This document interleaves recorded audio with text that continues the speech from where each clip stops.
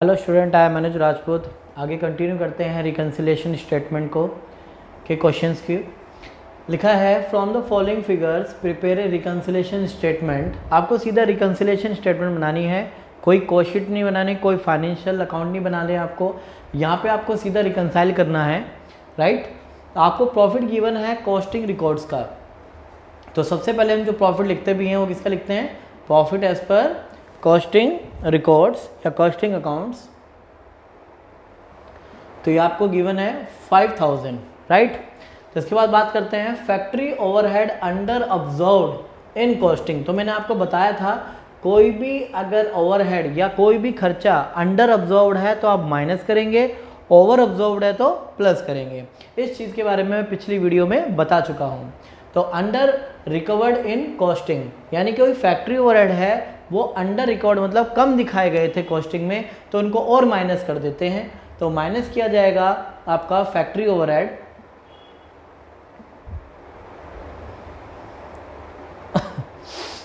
Under recovered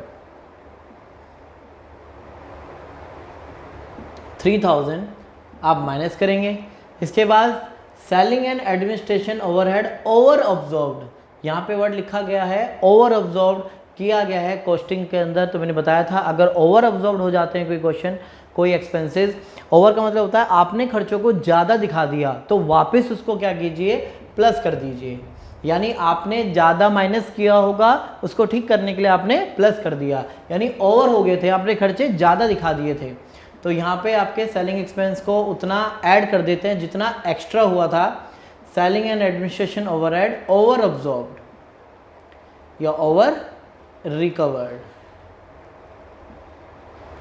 तो 2000 plus किए गए।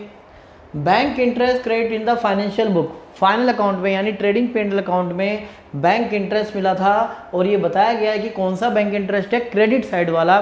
तो आप ध्यान से देखें, क्रेडिट साइड में सारी इनकम आती है फाइनल अकाउंट में और वो सारी पॉजिटिव होती है। वहाँ पे अगर प्लस में हुआ था तो यहाँ पर भी क्या होगा, आपका प्लस में ही होगा। तो यहाँ पर भी आप बैंक इंटरेस्ट को ऐड करेंगे क्योंकि वहाँ पर भी बैंक इंटरेस्ट फाइनल अकाउंट में ऐड हुआ है, यहाँ पर भी ऐड होगा। देन इसके बाद में फाइनेंशियल बुक्स में प्रीलिमिनरी एक्सपेंसेस थे, तो खर्चे हैं माइनस हुए होंगे फाइनल अकाउंट में, तो आपको भी यहाँ पे क्या करने पड़ेंगे, माइनस करने पड़ेंगे प्रीलिमिनरी एक्सपेंसेस। तो प्रीलिमिनरी एक्सपेंसेस को यहाँ पर हमने माइनस कर दिया 6500।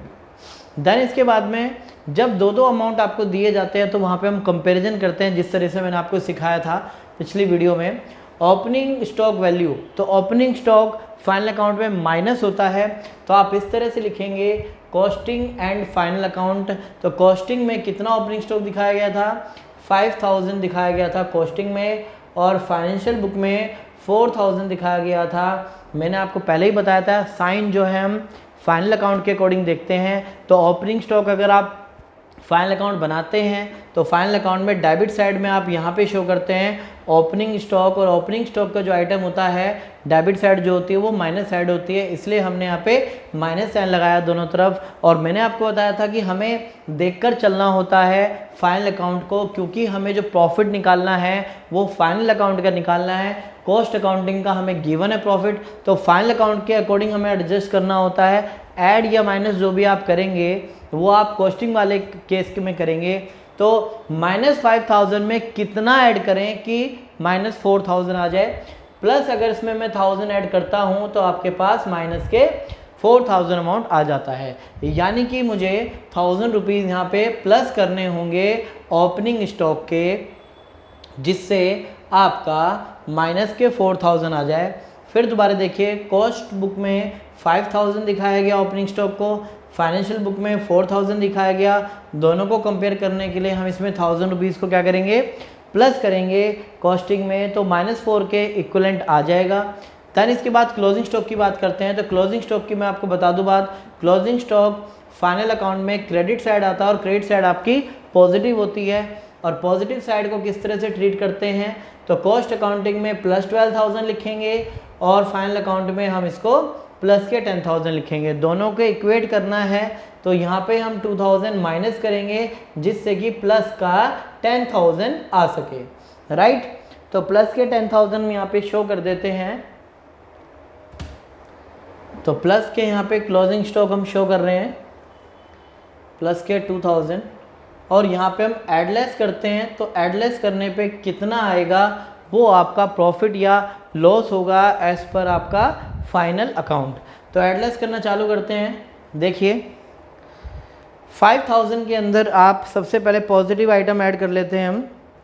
5000 प्लस 2500 प्लस 3000 माइनस 6500 और 3000 9500 लेस कर देते हैं। तो आपका लेस करने पे आपका 1000 रुपीज़ जो है पॉजिटिव आ रहा है, राइट। प्रॉफिट एज पर जो है हमारा 5000 था तो 5000 हमारा पॉजिटिव। फैक्ट्री ओवरहेड आपके अंडर ऑब्जर्व थे तो हमने माइनस कर दिए 3000। Selling and distribution, selling and administration over था तो हमने इसको ऐड किया। बैंक इंटरेस्ट था, क्रेडिट था तो हमने 500 प्लस किया। प्रीलिमिनरी एक्सपेंसेस थे तो 6000 हमने 6500 हम माइनस करेंगे। इन दोनों में हमें कंपैरिजन किया तो 1000 रुपीज़ आपको प्लस करने पड़े। और लास्ट में क्लोजिंग स्टॉक की अगर बात करें, अच्छा ये क्लोजिंग स्टॉक जो है हमने माइनस करना है, ये गलती से यहाँ पे प्लस हो गया तो 2000 जो है हम माइनस करेंगे। तो यहाँ पे अगर हम माइनस करेंगे तो 3000 आपका नेगेटिव अमाउंट आ रहा है। तो 3000 जो नेगेटिव अमाउंट आ रहा है तो आप इसको लिखेंगे loss as per final account. तो आप ये ब्रैकेट हटा दें क्योंकि ऑलरेडी हमने यहाँ पे लॉस वर्ड यूज़ किया हुआ है, क्योंकि नेगेटिव आ रहा था। अगर आप नेगेटिव लिखते हैं तो आपको लिखना होगा profit as per final account, negative में शो करें। अगर आप लॉस आपने लिख दिया loss as per final account तो आप इसको इस तरह से ही शो करें। एडलेस करने के बाद ये आपका अमाउंट नेगेटिव आ रहा है इसलिए हमने इसको लॉस लिखा है, ठीक है। क्लोजिंग स्टॉक के बारे में दोबारा बता देता हूँ। क्लोजिंग स्टॉक आपका फाइनल अकाउंट में क्रेडिट साइड आता है और क्रेडिट साइड के आइटम जो है पॉजिटिव होते हैं। तो फाइनल अकाउंट आपका 10,000 है और कॉस्ट अकाउंटिंग में आपका 12,000 है। दोनों को इक्वेट करने के लिए 10,000 लाने के लिए आपको कितना माइनस करना पड़ेगा, इसमें से 2,000 आपको माइनस करना पड़ेगा जिससे आपका 10,000 आएगा। तो इसलिए हमने 2,000 यहाँ से माइनस किया। तो एडलेस करने के बाद जो आपको रिजल्ट मिले वो नेगेटिव मिलेगा। तो नेगेटिव है तो आपका लॉस आएगा एज पर फाइनल अकाउंट में, ठीक है। तो नेक्स्ट क्वेश्चन की ओर चलते हैं। तो नेक्स्ट क्वेश्चन फोर्थ इलस्ट्रेशन है, यानी फोर्थ एग्जांपल है। From the following figures prepare a reconciliation statement. इसके अंदर भी आपको कोई कॉस्ट शीट या फाइनल अकाउंट नहीं बना है, ऑलरेडी आपको अमाउंट दिए हुए हैं। ये कॉस्ट बुक के रिकॉर्ड्स हैं और ये फाइनल बुक के रिकॉर्ड्स हैं। तो आपको फाइनेंशियल अकाउंट के अकॉर्डिंग आपको प्रॉफिट या लॉस निकालना है। आपको कुछ कॉस्ट बुक का जो है प्रॉफिट आपको गिवन है, जो कि मैंने पहले से स्टेटमेंट बनाई हुई है और यहाँ पे मैंने इसको शो कर दिया है। Profit as per cost accounting 50,000 था, 50,000 हमने पुट कर दिया है। नेक्स्ट पॉइंट है मार्केटिंग ओवरहेड। 8,000 था, 8,000 ही फाइनल अकाउंट में है, इसमें कोई वेरिएशन नहीं है, कोई भी इसमें चेंजेस नहीं है। अगर किसी भी चीज़ में चेंजेस नहीं होता है तो यानी कि सेम अमाउंट होता है तो आप उसको रिकंसाइल नहीं करते। रिकंसाइल उन फिगर्स को किया जाता है जिसमें वेरिएशन होती है, कुछ डिफरेंस होता है। इसके बाद बात करते हैं प्रोविजन फॉर बैड डेट। जैसे कि आपको पता है कि provision for bad debt cost book में आता ही नहीं है और ये फाइनल अकाउंट में जो है माइनस होता है क्योंकि एक्सपेंस है। तो आप कॉस्टिंग में भी, यानी जब आप रिकंसाइल करोगे तो आपको इसको भी माइनस करना पड़ेगा। तो आपका ये है प्रोविजन फॉर बैड डेट, क्योंकि ये फाइनल अकाउंट में आपका एज ए एक्सपेंस माइनस हो चुका होगा डेबिट साइड से। जब आप इसको रिकंसाइल करोगे तो आपको यहाँ पर भी इसको माइनस करना पड़ेगा। फैक्ट्री ओवरहेड की बात करते हैं। कॉस्ट शीट में 8500 है और फाइनेंशियल अकाउंट में आपका 7000 है। पहली बात तो देखते हैं कि फैक्ट्री ओवरहेड एक एक्सपेंस है और फाइनल बुक में जो एक्सपेंसेस होते हैं वो डेबिट साइड में आते हैं। यानी कि मैं इसके फिगर को देखता हूँ तो कॉस्ट और फाइनल अकाउंट के अकॉर्डिंग, तो फाइनल अकाउंट के अकॉर्डिंग 7000 माइनस होगा और जो साइन आप इसमें लगाते हैं वही साइन आपको यहाँ पे लगाना है। कॉस्टिंग में यही अमाउंट आपका 8500 होगा। तो अब इसको इक्वेट करना है, तो इक्वेट करने का क्या फंडा है कि मुझे -7000 ही यहाँ पे लाने होते हैं, यानी कि आपको कॉस्टिंग में ही एडलेस करना होता है क्योंकि आपको आंसर जो निकालना है वो फाइनल अकाउंट के अकॉर्डिंग निकालना है। तो हमें इसको देखना होता है, इसके अकॉर्डिंग एडजस्ट करना होता है। तो यहाँ पे हम कितना ऐड करें, यहाँ पे हम 1500 अगर ऐड करते हैं तो आपका वो 7000 अमाउंट आता है। यानी कि 1500 हमें अमाउंट ऐड करना है फैक्ट्री ओवरहेड का, राइट। ये हमने अमाउंट लिख दिया है। नेक्स्ट डायरेक्टर फीस आप देखेंगे कॉस्टिंग के अंदर आती ही नहीं है, फाइनल अकाउंट में ये माइनस हुई होगी 2000 क्योंकि एक्सपेंस है डायरेक्टर फीस। तो हम भी यहाँ पे रिकंसाइल करते वक्त डायरेक्टर फीस को क्या करेंगे, माइनस करेंगे 2000। इसके बाद बात देखते हैं income tax paid. Income tax paid cost book में नहीं आता है, फाइनेंशियल बुक में ये एक्सपेंस है, एक्सपेंस माइनस होते हैं। तो हमें रिकंसाइल करते वक्त इनकम टैक्स पेड को भी माइनस करना पड़ेगा, इनकम टैक्स पेड, राइट, 15,000। इसके बाद बात करते हैं रेंट ऑफ ऑन प्रीमिसेस, यानी कि रेंट ऑफ ऑन प्रीमिसेस आप देखोगे कि 6,000 यहाँ पर शो किया हुआ है और फाइनल अकाउंट में शो नहीं है, यानी 6,000 रेंट हमें कॉस्टिंग में हमने शो किया हुआ है, फाइनल अकाउंट में नहीं शो हुआ है, यानी फाइनल अकाउंट में तो आया ही नहीं होगा। और आपने यहाँ पे 6,000 ओनर के प्रीमिसेस का रेंट पे किया हुआ है 6,000, तो फाइनल अकाउंट में जब कोई फैक्ट नहीं आया है तो आप इसमें 6,000 ऐड करेंगे तो ये आपका नील होगा, यानी कि 6,000 हमें ऐड करने होंगे जो कि आपका रेंट ऑफ ऑन प्रीमिसेस है, rent of on premises. Next step है आपका डेप्रिसिएशन का। डेप्रिसिएशन का देखते हैं पॉइंट, दोनों पॉइंट के बीच में वेरिएशन है। तो आप देखेंगे depreciation as per final account आपका 12,000 है और डेप्रिसिएशन डेबिट साइड में आता है फाइनेंशियल अकाउंट में, यानी माइनस होता है। तो हम यहाँ पे डेप्रिसिएशन को भी यहाँ पे कॉस्टिंग में भी माइनस में शो करेंगे। अब इसको इक्वेट करना है तो हमें -750 यहाँ पे माइनस करने पड़ेंगे, देन आपका ये 12,000 आएगा। तो यानी हमें जो डेप्रिसिएशन माइनस करना है वो 750 माइनस करना पड़ेगा। तो 750 हमने डेप्रिसिएशन माइनस कर दिया है। कोई शेयर ट्रांसफर फी आई होगी, क्रेडिट हुआ है, यानी फाइनल अकाउंट में क्रेडिट साइड में आया होगा, यानी कि 1000 वहाँ पे प्लस में हुए होंगे, तो आपको भी क्या करना पड़ेगा, प्लस में करना होगा। अगर फाइनल अकाउंट में कोई आइटम प्लस होता है तो आपको ही प्लस करना पड़ेगा, माइनस होता है तो माइनस करना पड़ेगा।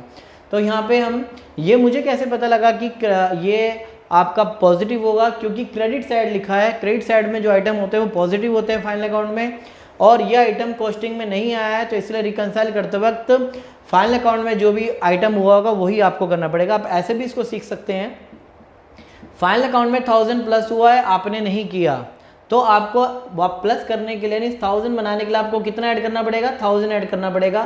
तो इस तरीके से भी आप इसको बैलेंस कर सकते हैं। ये आपका हो गया share transfer fee 1000 rupees. Then इसके बाद हमारा लास्ट पॉइंट है, लास्ट पॉइंट की ओर चलते हैं। लास्ट पॉइंट हमारा है एडमिनिस्ट्रेटिव ओवरहेड। तो एडमिनिस्ट्रेटिव ओवरहेड के अंदर डिफरेंस है, वेरिएशन है। तो आप देखेंगे ये भी एक्सपेंसेस होता है, तो फाइनल अकाउंट में माइनस हुआ होगा और ये 5000 आपका नेगेटिव होगा। बराबर करने के लिए 8000 के लिए हमें क्या करना पड़ेगा, माइनस के 3000 करना पड़ेगा, यानी 3000 आपको माइनस करने पड़ेंगे। तो माइनस करते हैं इसमें एडमिनिस्ट्रेटिव ओवरहेड, तो यहाँ पे आपको 3000 माइनस करना होगा। अब अल्टीमेट आपका जो आंसर आएगा वो आप चेक कर सकते हैं, प्रॉफिट आएगा या लॉस आएगा। Profit as per final account, अभी चेक कर लेते हैं इसको।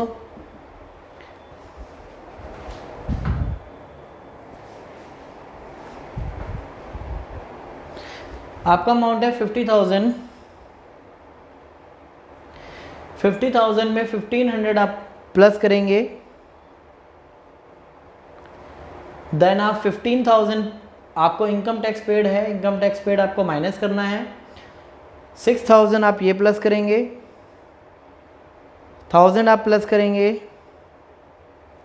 माइनस करेंगे 3000, माइनस करेंगे 750, माइनस करेंगे 15,000 प्लस 2000, यानी 17,000 में इकट्ठा माइनस कर रहा हूँ, और 5,000 आपका ये और माइनस होगा।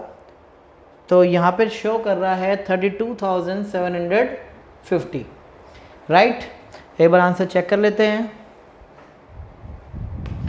आंसर एकदम ठीक है, 32,750 आपका प्रॉफिट आ जाएगा।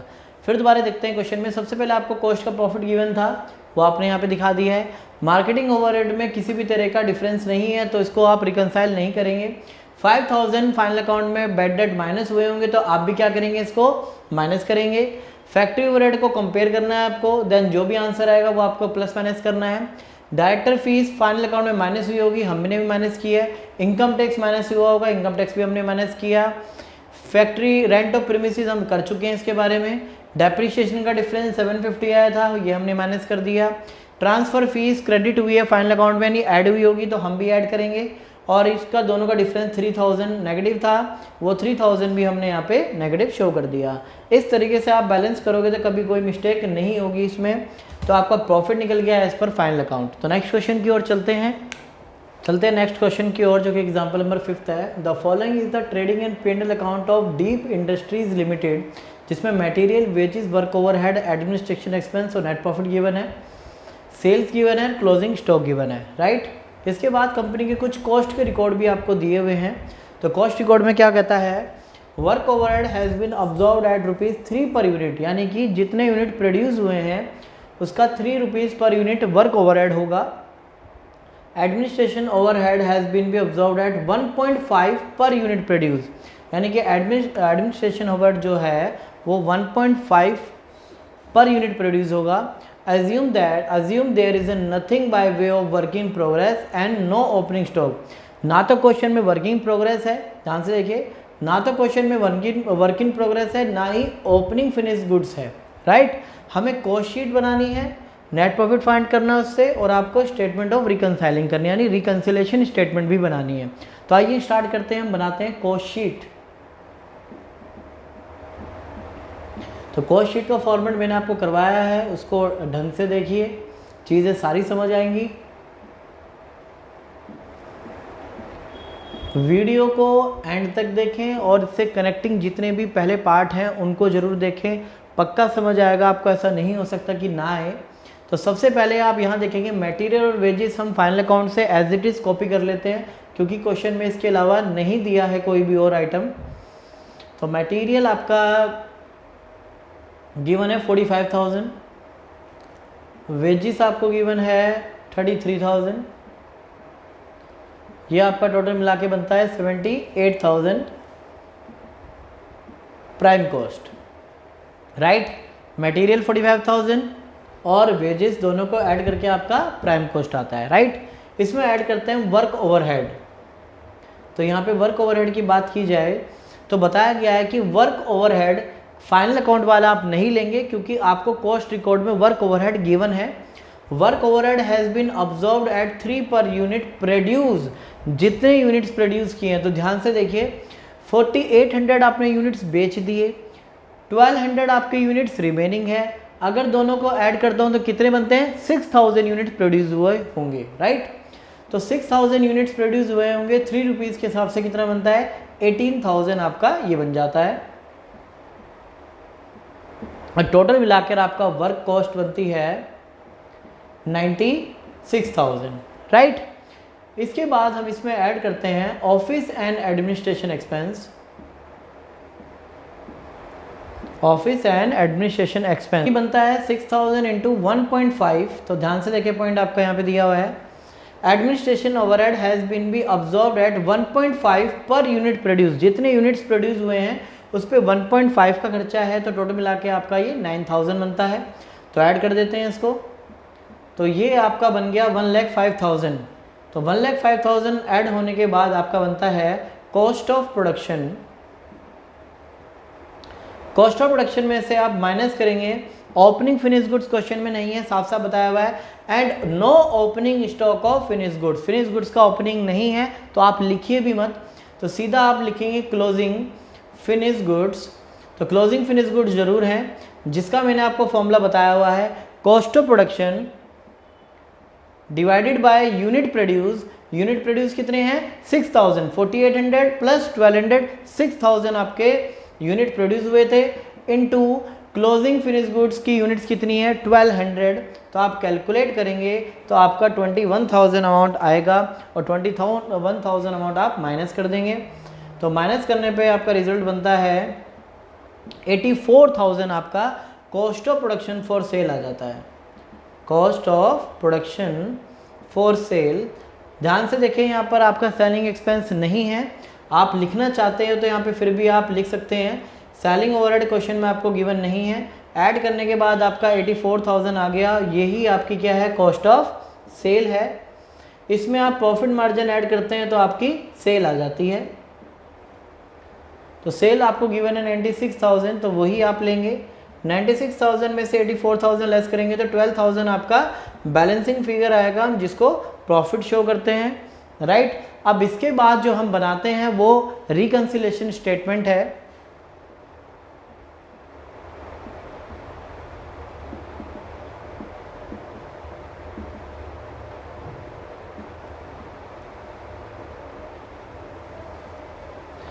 रिकंसिलिएशन स्टेटमेंट हमने तैयार कर दी है। देखिए स्टार्ट करते हैं। जैसे कि आपको पता है कि net profit as per final account आपका 8,400 आपको गिवन है और यहाँ पर आपने 12,000 अमाउंट निकाला है कॉस्टिंग का। तो सबसे पहले हम यहाँ लिखते हैं प्रॉफिट एज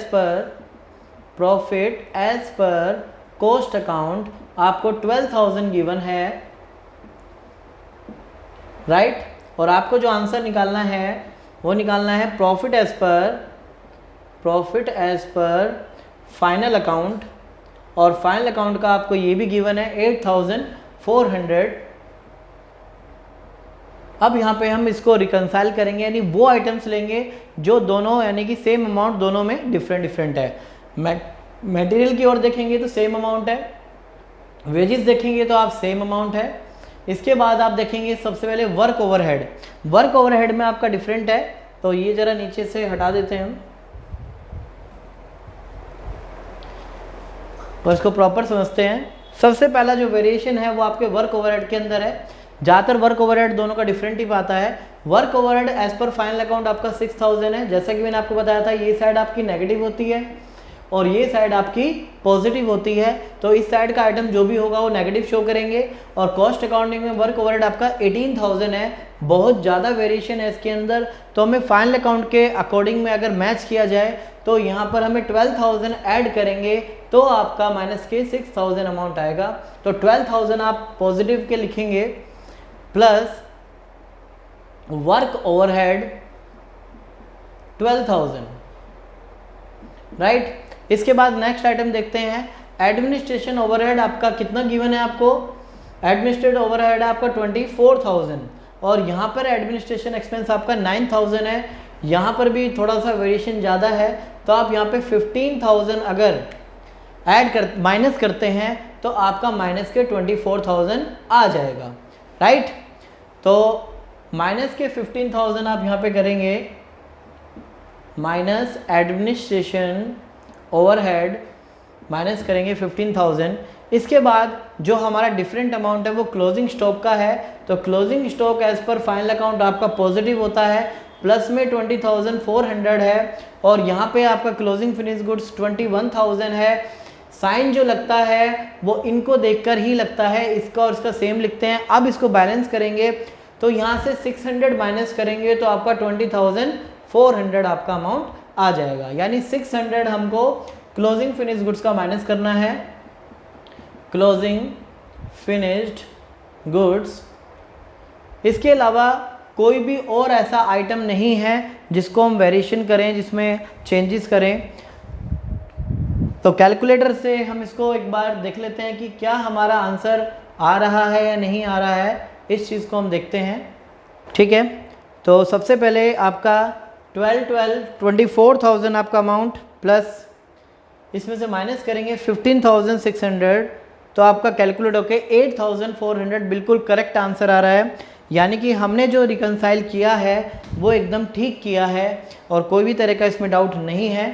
सबसे पहले हमने क्या किया, मटेरियल और वेजेस एज इट इज़ लिए।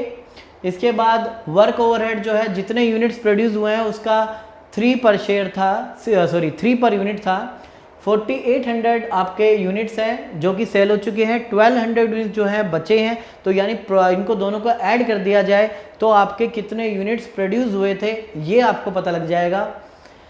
वर्क कॉस्ट आ जाएगी, work overhead, office and administration expense जितने यूनिट्स बने हैं उसका 1.5 पर यूनिट है, प्लस कीजिए ये अमाउंट आ जाएगा। क्लोजिंग फिनिश गुड्स कैसे निकालते हैं, cost of production divided by जितने यूनिट्स प्रोड्यूस हुए हैं मल्टीप्लाई बाय जितने आपके यूनिट्स बचे हैं।